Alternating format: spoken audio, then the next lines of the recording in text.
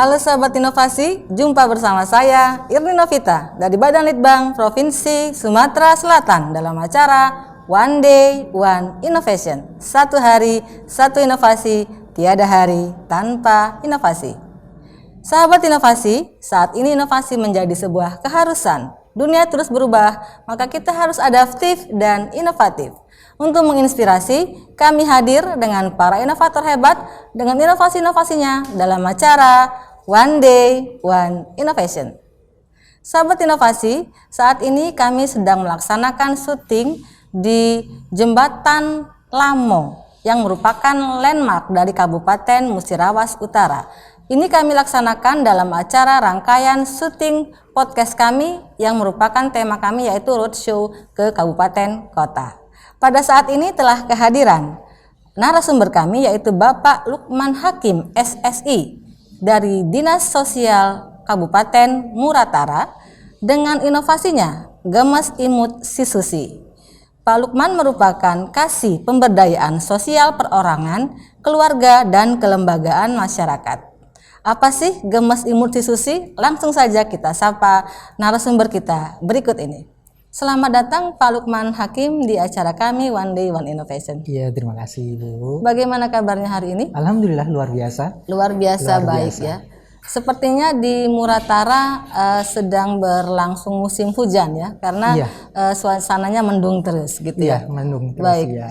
Nah, terkait dengan inovasinya Gemes Imut Sisusi, apa sih Pak singkatannya dan kemudian apa latar belakang dari inovasi ini? Oke, baik.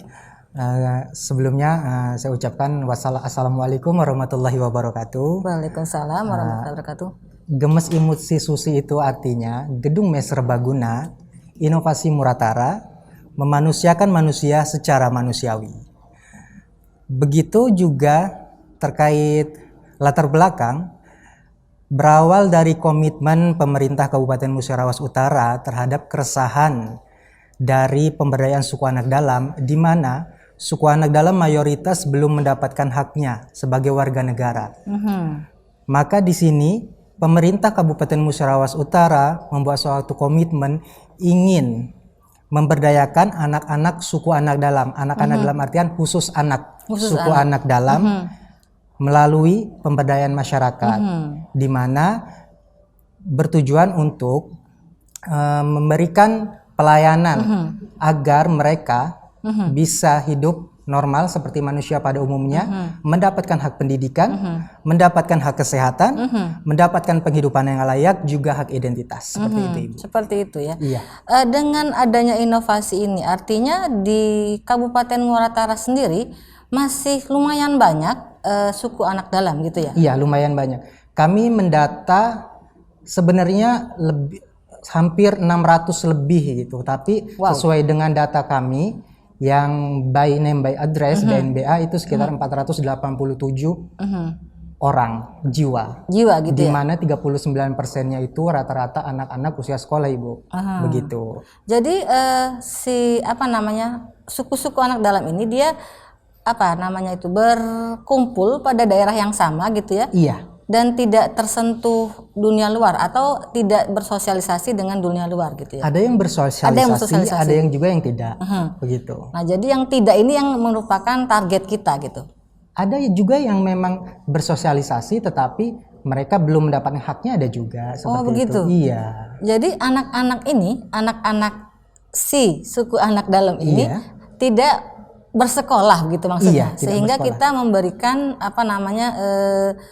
pendidikan gitu ya, kesehatan, dan juga mungkin sosialisasi kepada masyarakat gitu, keterampilan juga gitu. Nah, mereka ini setelah terjaring ini prosedurnya bagaimana menjaring anak-anak suku anak dalam ini? Iya, begini. Intervensi kita ini bersifatnya tuntas, Ibu, mulai dari pengrekrutan dibina di dalam mes, lalu kemudian diberikan keterampilan, pendidikan, kesehatan. Lalu terakhir itu adalah dicarikan lowongan pekerjaan seperti itu. Nah, kemudian mereka istilahnya dijaring gitu atau direkrut dari beberapa titik gitu ya? Iya, dari beberapa titik. Kita kan ada 7 kecamatan. Nah, dari 5 kecamatan itu lokasi titik di mana suku anak dalam itu berada. Begitu. Kemudian setelah mendapatkan targetnya, istilahnya target gitu ya, si anak dalam tadi, kemudian mereka dikumpulkan gitu. Iya, dikumpulkan di salah satu shelter, yaitu yang kita sebut dengan Mes Serbaguna sesuai dengan judul kita tadi. Iya. Nah, di sana fasilitas apa yang didapat dan mungkin apa sih yang difasilitasi oleh Pemkab Muratara. Oke, sebelumnya saya ingin menjelaskan begini. Di dalam Mes Serbaguna gitu kita memiliki sarana dan prasarana mulai dari musola, rumah dinas untuk ibu asrama, balai sosial, tempat belajar, kamar tidur, lalu kemudian pos satpam, lalu kemudian bis operasional. Nah, di dalam situ kita bina mulai dari pendidikannya, kesehatannya, keterampilannya, cara bersosialisasinya, PHBS-nya, pola hidup bersih dan sehatnya bagaimana, begitu Ibu. Dan terakhir, itulah tadi kita carikan lowongan pekerjaan sesuai dengan yang berlaku. Gitu. Oh gitu. Nah, targetnya ini artinya mungkin kelompok usia berapa saja yang merupakan sasaran? 6 sampai 20. 6, oh jadi usia sekolah. Iya, gitu usia ya? sekolah. Dan itu harus mendapatkan persetujuan tentunya dari orang tuanya karena mereka tinggal sepertinya di dormitory gitu, di asrama gitu, di shelter kan. Iya. Nah itu orang tuanya bisa datang atau ada mereka seperti sistem dormitory kan dia ada libur gitu ya, mungkin 2 minggu sekali atau apa? Memang itu tadi yang menjadi kendala kami terbesar itu adalah persetujuan dari orang tuanya gitu. Tetapi kami berpikir begini kepada orang tuanya. Kalian boleh datang dan boleh menginap dan ditanggung seluruhnya, baik itu makan, baik itu minum, baik itu pakaian, tetapi hanya 2 hari saja, begitu.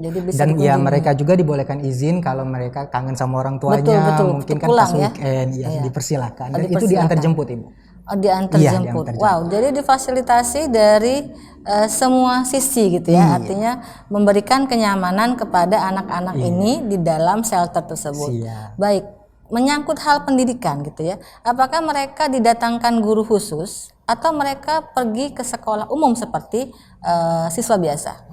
Tentu di sini kita bekerja tidak bisa sendiri ya, kita bekerja lintas sektor gitu, stakeholder, berbagai macam stakeholder kita ajak untuk bekerja sama. Untuk pendidikan sendiri kita mengajak dan bekerja sama dengan Dinas Pendidikan, di mana melalui PKBM. Di sana kita PKBM itu artinya sekolah paket, paket A, paket B, paket C, dan juga ada sekolah formal. Dan untuk SMA-nya kita ada di Bina Satria, di Rupit, di SMP-nya ada di SMP 2, lalu kemudian di SD-nya ada di SD 6. Begitu. Jadi bisa juga didatangkan guru dan juga mereka juga bisa pergi ke sekolah seperti anak-anak lainnya. Baik, dari segi mungkin kesehatan dan keagamaan gitu, apakah mereka didatangkan, misalnya kan ada kalau agama Islam mungkin di masjid gitu ya, tapi kalau misalnya agama-agama misalnya Kristen atau Konghucu, apakah mereka didatangkan ahli agamanya gitu dan kemudian mengikuti, dan juga untuk kesehatannya apakah ada petugas kesehatan yang datang rutin atau mereka kalau sakit pergi ke petugas kesehatan? Ya, perlu kita garis bawahi dulu di sini bahwasanya untuk kita merekrut di sini kita ada hak yang tidak bisa kita langgar, yaitu hak agama gitu kan. Jadi untuk agama sendiri, untuk yang Muslim, kebetulan kita di sana kita sediakan masjid atau musola, dan untuk yang Kristen kita undang pendeta ke Mes Serbaguna. Gitu ya. Berarti pelayanannya, fasilitasnya itu mencakup semua ya dari segi agama, kesehatan. Nah, untuk kesehatannya bagaimana? Kesehatannya kita ada tenaga kesehatan di sana, sudah stay di sana. Ya, stay di sana. Oh, jadi dari dinas kesehatan langsung bisa menangani masalah-masalah kesehatan. Nah, sampai sekarang ini sudah berapa yang tamat dan kemudian mungkin bekerja di sektor pemerintahan di Kabupaten Musiraus Utara? Ya, alhamdulillah untuk tahun 2000 kita sudah meluluskan sebanyak 17 orang. Ya. 3 diantaranya sudah kita pekerjakan di Dinas Sosial sebagai tagana dan juga sebagai tenaga honorer. Sudah ada yang ditamatkan istilahnya ya? Iya, gitu sudah ada yang ditamatkan sebanyak 17. Nah, untuk kemudian kalau mereka tamat mereka bisa bekerja gitu ya, dicarikan kerja di situ gitu ya. Nah, kalau sekarang ini penghuni atau jumlahnya di sana di shelter berapa orang? 73 orang. 73 orang dengan berbagai kelompok umur. Siap. Ya. Oh, artinya dengan adanya berbagai kelompok umur ini setidaknya sosialisasi anak, dewasa, remaja kemudian menuju dewasa muda terjalin di sana gitu ya. Dengan adanya ibu asrama gitu ya. Baik. Nah, harapan kedepannya apa sih Pak terhadap inovasi ini? Kami tentunya harapan kedepannya kami bisa secara strategi gitu ya. Kami berharap strategi institusional begitu kita bisa melahirkan lagi atau membuat lagi suatu regulasi-regulasi yang tentunya akan memperkuat inovasi ini gitu. Dari strategi manajerial juga kita ingin begini Ibu, ingin bagaimana sumber-sumber daya yang ada di MES itu, baik itu tenaga pengasuh, itu bisa mempunyai skill sesuai dengan sesuai dengan peruntukannya begitu kan. Memang untuk saat ini untuk pengajar memang rata-rata dari sarjana pendidikan, tapi ada yang memang hanya dari SMA karena diberdayakan melalui yang pernah memberdayakan. Maksudnya tuh mereka tuh pernah berkecimpung dengan anak dengan anak suku anak dalam dari sudah lama begitu ya. Iya. Jadi kita perlu satu regulasi ke depannya, kemudian mengembangkan inovasi ini supaya semua OPD terlibat di sana. Iya, dan tentunya kami harap komitmen pemerintah Kabupaten Musirawas Utara juga tetap berpegang teguh terhadap inovasi ini. Baik. Gitu. Iya. Terakhir ini ucapan terima kasih mungkin kepada pihak-pihak yang telah membantu Pak Lukman dalam menjalankan inovasi ini. Silakan Pak. Oke, baik.